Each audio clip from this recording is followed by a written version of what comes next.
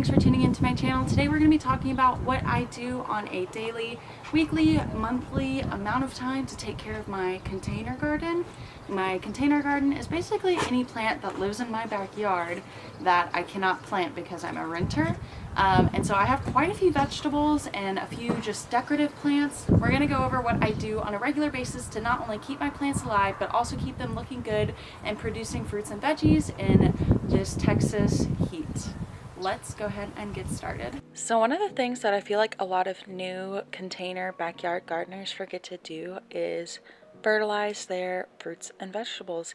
You really do need to fertilize them every other week, if not every other week at best.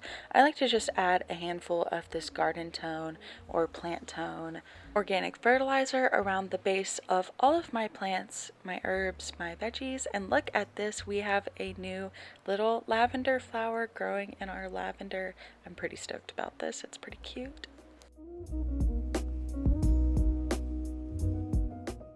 So the next thing that I do about once a week is spray my plants with neem oil. This is just an easy organic way to treat for pests, and I make sure to do this after I water. That way the water doesn't wash it off, and this should be completely healthy, and you can spray up to the day before you harvest your plants.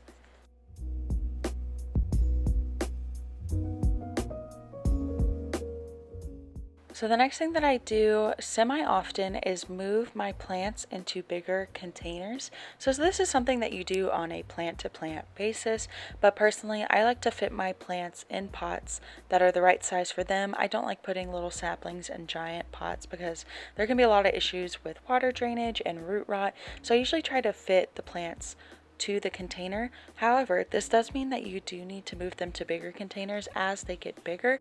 But honestly, this tends to be one of my favorite parts of gardening because you just know that your plant is growing and it needs more room, and it's so nice to get your hands into the soil.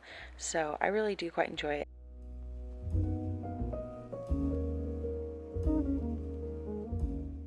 But like I said, this is on a plant-to-plant basis. You don't need to be moving your plants into different containers willy-nilly just because you think they'd be aesthetically pleasing in one versus the other. It's really important to be careful when you do this as well, because being a little too rough with your plants can cause some issues as far as shock. However, plants are very, very strong organisms, and you can rough them up just a little bit and they will be a-okay.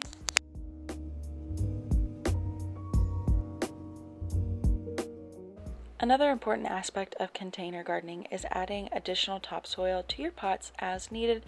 Heavy rain and watering can cause some soil erosion, and you just want to make sure that the roots of your plants are properly covered and that you're not losing too much soil, but you just sprinkle it on top as needed every once in a while.